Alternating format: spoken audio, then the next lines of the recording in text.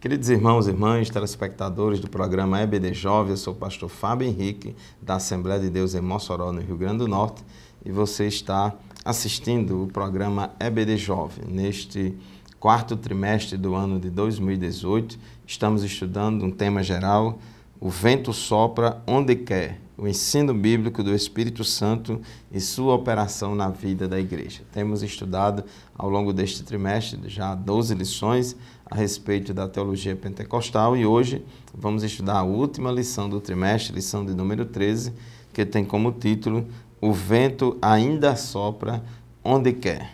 O texto do dia se encontra em Joel, capítulo 2, versículo 28, que diz assim: E há de ser que, depois, derramarei o meu espírito sobre toda a carne, e os vossos filhos e as vossas filhas profetizarão, os vossos velhos terão sonhos, os vossos jovens terão visões.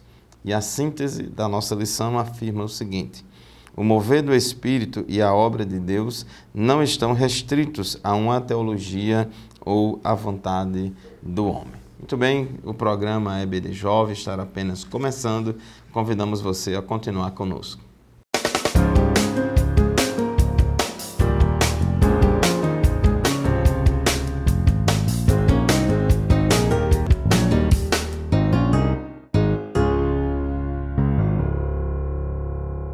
Queridos telespectadores, o programa EBD Jovem, nesta ocasião, está estudando com vocês a última lição deste trimestre.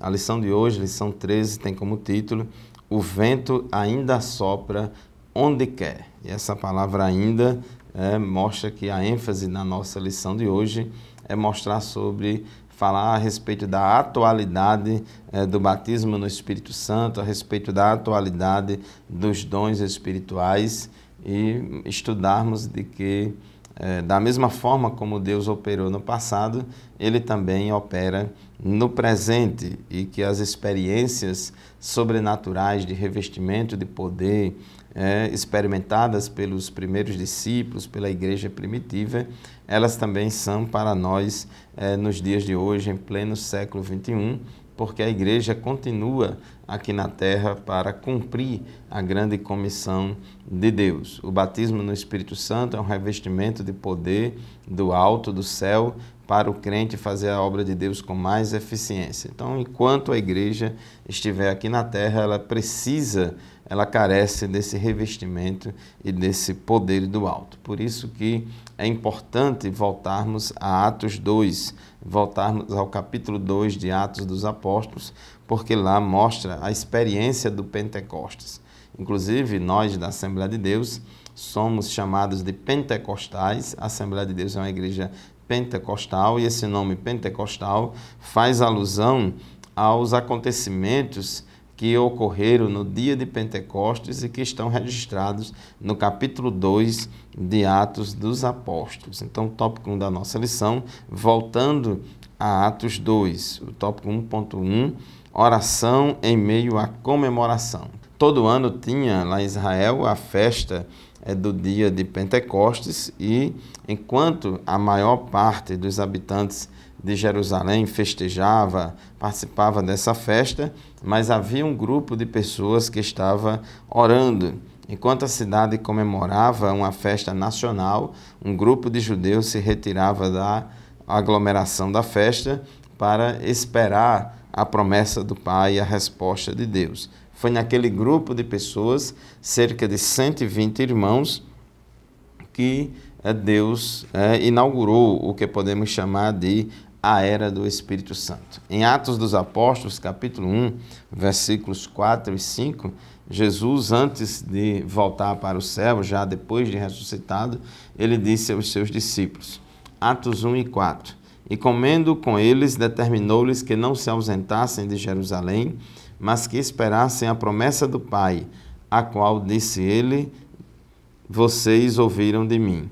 Porque João, na verdade, batizou com água, mas vocês serão batizados com o Espírito Santo dentro de poucos dias. Então, Jesus determinou que eles fossem para Jerusalém, não saíssem de lá e ficassem aguardando a promessa do Pai. E assim eles fizeram. Atos 1:14 diz que Todos estes perseveravam unânimes em oração com as mulheres e com Maria, mãe de Jesus, e com os irmãos dele. Então, todos eles, cerca de 120 irmãos, não somente os discípulos, mas também Maria, mãe de Jesus, os irmãos de Jesus, que se converteram após a ressurreição de Cristo, e mais outros irmãos. Era um grupo de mais ou menos 120 pessoas. Todos eles foram orar, foram para o cenáculo, se reuniram numa campanha de oração pedindo para Deus cumprir a promessa que ele tinha feito através do profeta Joel, no capítulo 2, versículos 28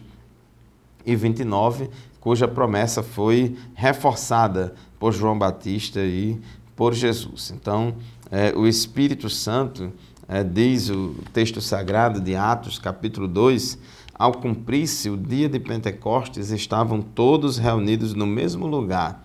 E de repente veio do céu um som como de um vento veemente e impetuoso e encheu a casa onde estavam sentados. E apareceram distribuídas entre eles línguas como de fogo, repousou uma sobre cada um deles. Todos ficaram cheios do Espírito Santo e passaram a falar em outras línguas, segundo o Espírito Santo lhes concedia que falasse. Então, como diz o tópico 1.2, o Espírito Santo concedeu a eles que eles falassem línguas estranhas, línguas desconhecidas deles, a chamada glossolalia. São línguas que não foram aprendidas, que não foram estudadas por eles, eram desconhecidas deles, mas que foram concedidas pelo Espírito Santo. O versículo 4 de Atos 2 é muito claro.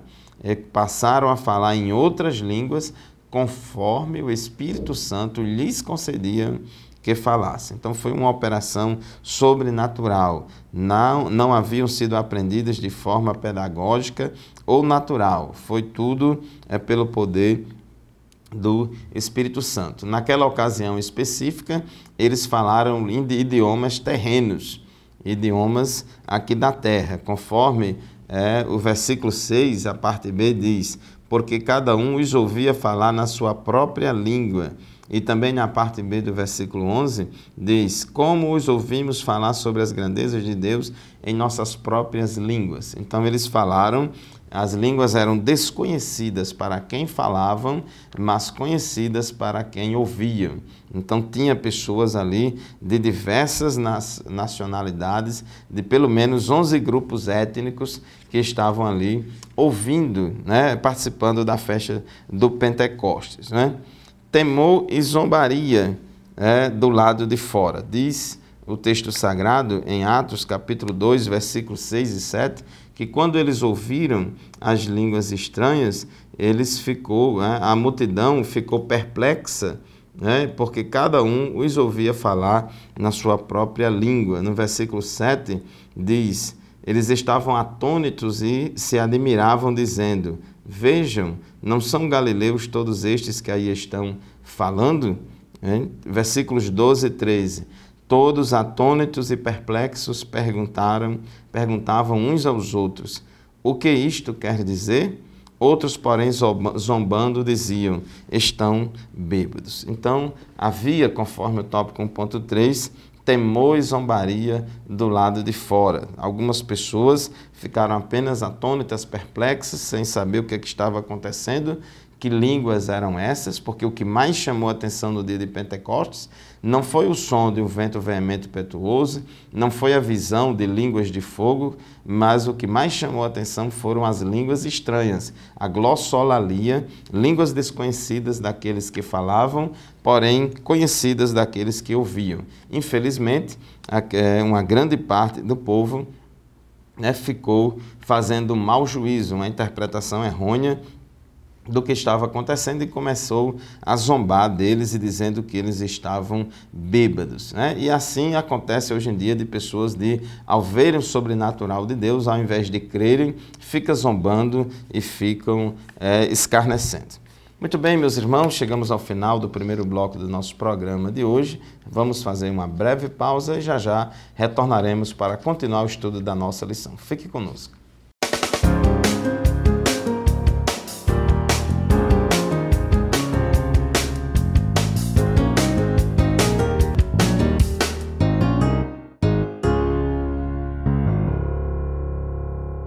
Muito bem, estamos de volta com o programa Escola Bíblica Dominical em Debate. Eu sou o pastor Fábio Henrique, da Assembleia de Deus em Mossoró, e estamos estudando hoje a lição de número 13 da classe de jovens na Escola Dominical das Assembleias de Deus, a lição que tem como título O Vento Ainda Sopra Onde Quer. Estudamos no bloco anterior, o tópico 1 da nossa lição, e vimos a necessidade de voltarmos a Atos 2, ao capítulo 2 de Atos dos Apóstolos, porque ali tem as bases doutrinárias da teologia pentecostal. Como estávamos falando no final do bloco anterior, quando aconteceu aqueles sinais das línguas estranhas, naquele momento ali no dia de Pentecostes, as pessoas ficaram perplexas, atônitas, elas ficaram maravilhadas com aquilo que estava acontecendo, e enquanto umas ficaram apenas maravilhadas, querendo saber uma resposta, né?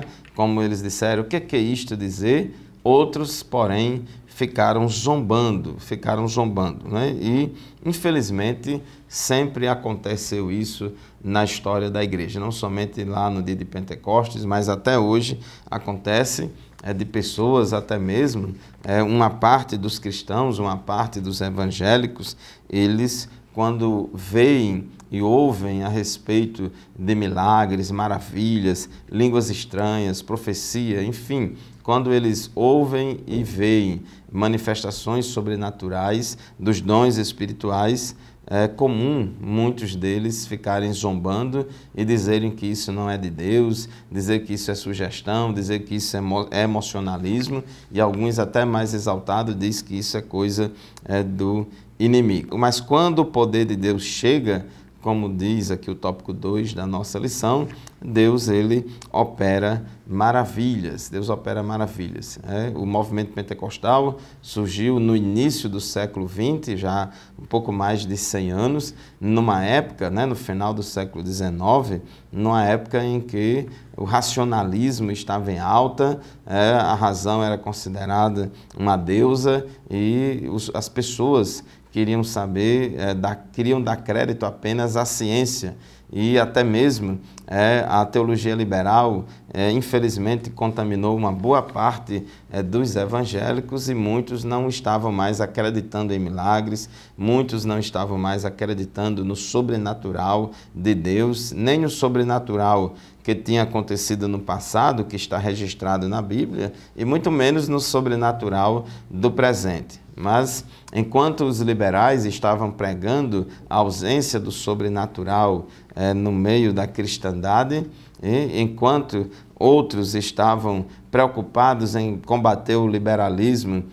através de ciências, através da razão somente, nos pentecostais havia um grupo de pessoas que estava buscando a Deus, com destaque aqui para irmãos do movimento da santidade lá dos Estados Unidos, estavam buscando a Deus por milagres, maravilhas, e Deus começou a operar e irrompeu o movimento pentecostal no início do século XX. Então, sempre de lá para cá temos visto a operação mais abundante dos dons espirituais em nossos cultos. E o culto pentecostal é assim mesmo. Não é só a exposição racional da palavra de Deus, não é só o estudo racional da Bíblia, isso faz parte, é necessário, precisamos, mas não é só isso. Nós pentecostais devemos desenvolver toda essa parte cognitiva, da inteligência, da razão, do estudo sistemático das Escrituras, da ortodoxia bíblica, porém também devemos desenvolver todo o lado espiritual, sobrenatural, de experiências sobrenaturais com Deus, para que haja equilíbrio. 1 Coríntios, capítulo 14, versículo 26, diz assim: quero fazer então, irmãos, quando vocês se reúnem, um tem salmo, outro tem ensino, este traz uma revelação, aquele fala em línguas, e ainda outro faz a interpretação, que tudo seja feito para edificação. Então, num culto verdadeiramente pentecostal, você tem doutrina, você tem ensinamento das Escrituras, tem hino, você tem língua, você tem interpretação, você tem profecia, você tem a manifestação dos dons espirituais, isso é comum. Agora, nós temos que fazer tudo isso, como diz a palavra de Deus, com decência e ordem. Não pense, meu irmão, minha irmã, que você, quando está sendo usado num dom espiritual, não pense que você está possesso do Espírito Santo. Você não perde o controle das suas faculdades mentais, não.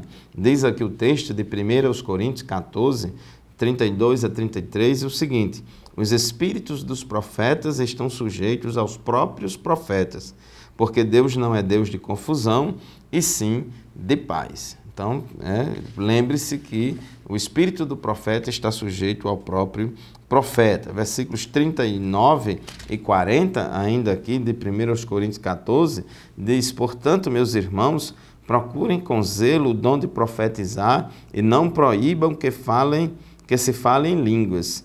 Tudo, porém, seja feito com decência e ordem. Então, nós, pentecostais, devemos dar liberdade para a operação do Espírito Santo, devemos sentir liberdade para se entregar e se derramar na presença de Deus, porém, tudo com decência e ordem para evitar meninices. Temos que aprender com as Escrituras, com a orientação da Palavra de Deus. Mas isso não é motivo para a gente rejeitar os dons espirituais, não buscar os dons espirituais.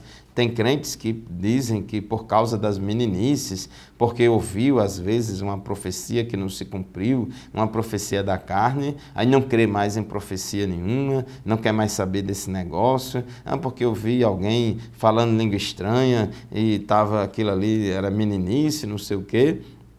Mas havia meninices no uso do dom de línguas e de profecia lá em Corinto, e Paulo foi ensinar eles a como procederem, com decência e ordem. Paulo não proibiu. Então ele diz aqui: portanto, meus irmãos, procurem com zelo o dom de profetizar e não proibais que se fale em línguas. Tudo, porém, seja feito com decência e ordem. Então, nós não vemos fundamentação bíblica para o chamado cessacionismo, que prega e que ensina que os dons espirituais ficou restrito à época da igreja, ao passado. Não, Senhor. Pedro, no dia de Pentecostes, no capítulo 2, no versículo 39, ele disse: porque a promessa é para vocês e seus filhos e para todos os que ainda estão longe, isto é, para todos aqueles que o Senhor, nosso Deus, chamar. Então, essa promessa do batismo no Espírito Santo, desse poder pentecostal, é para todos quanto Deus chamar.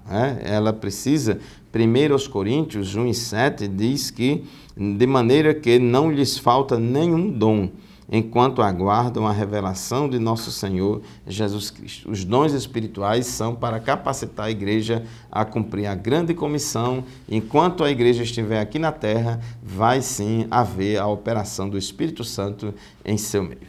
Muito bem, chegamos ao final do segundo bloco do nosso programa. Vamos fazer mais uma breve pausa e já retornaremos para continuar o assunto da nossa lição. Aguardem.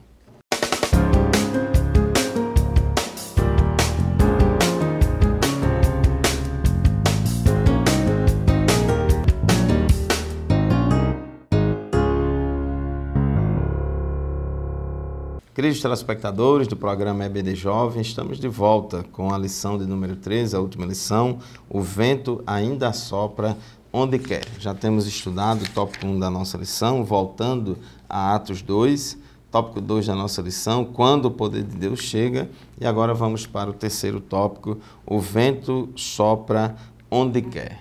O tópico 3.1 diz que o vento é uma representação do Espírito Santo. Inclusive, a palavra pneuma, no grego, traz essa ideia de vento, sopro, hálito.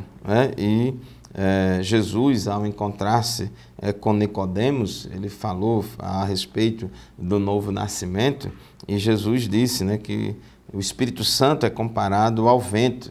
E Jesus disse a ele, a Nicodemos, em João 3:8, que o vento assopra onde quer, e ouves a sua voz, mas não sabes de onde vem nem para onde vai.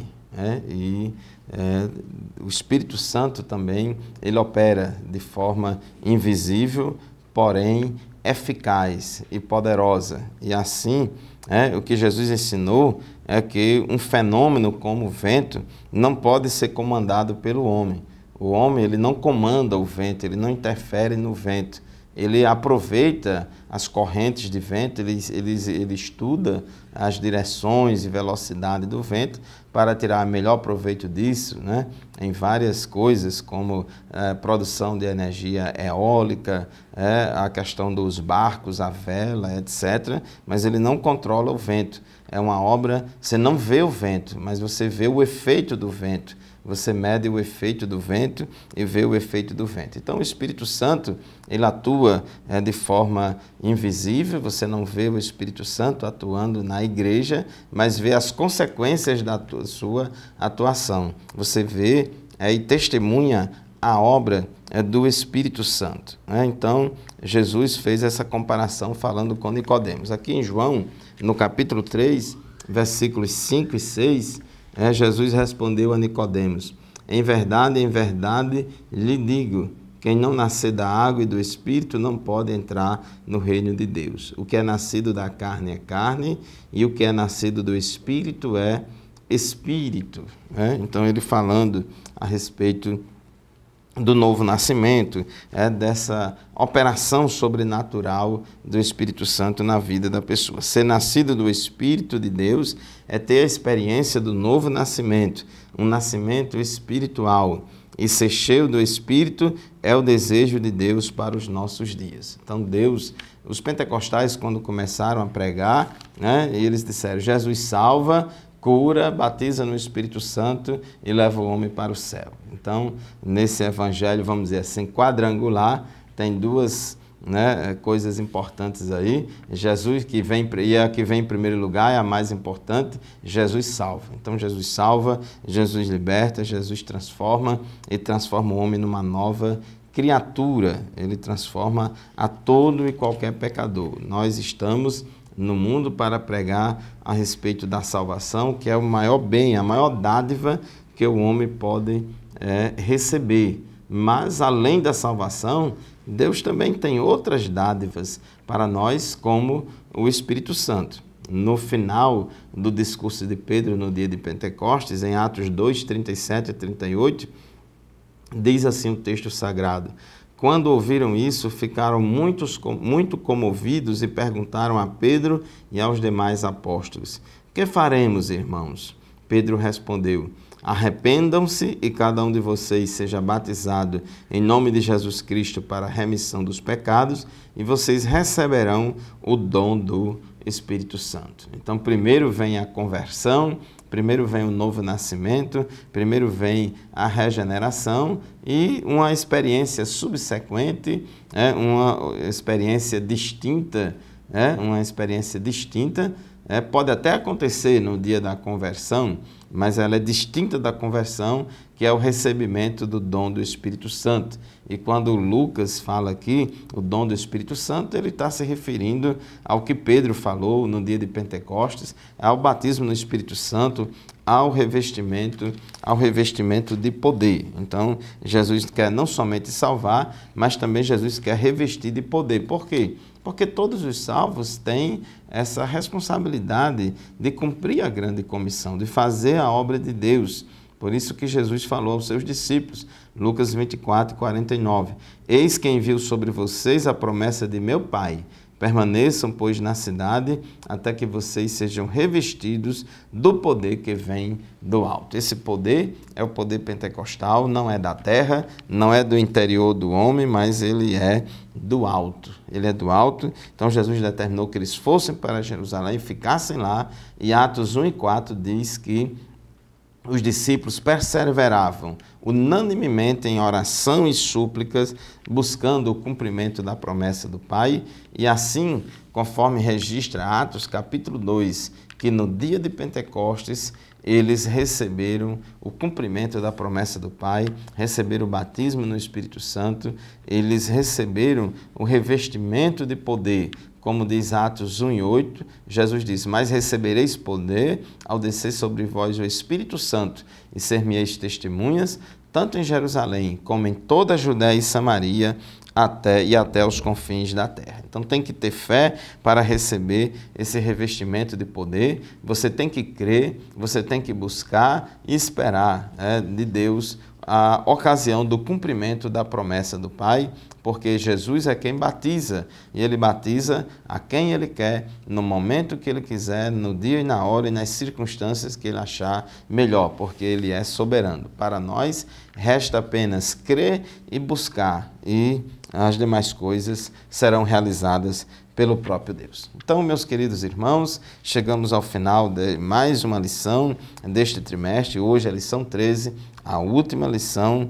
O vento ainda sopra como Ele quer. Assim como Deus operou no passado, Ele também opera no presente. Assim como Ele derramou do seu Espírito e do seu poder no passado, a mesma coisa Ele faz no presente. Busquemos, portanto, o batismo no Espírito Santo, os dons espirituais e sejamos abençoados com esse revestimento de poder. Bom, chegamos ao final da nossa lição de hoje e, consequentemente, também ao final de mais um trimestre. E desde já, eu quero convidar vocês para continuarem conosco, nos acompanhando, estudando comigo mais uma lição, mais um trimestre, o primeiro trimestre do ano de 2019.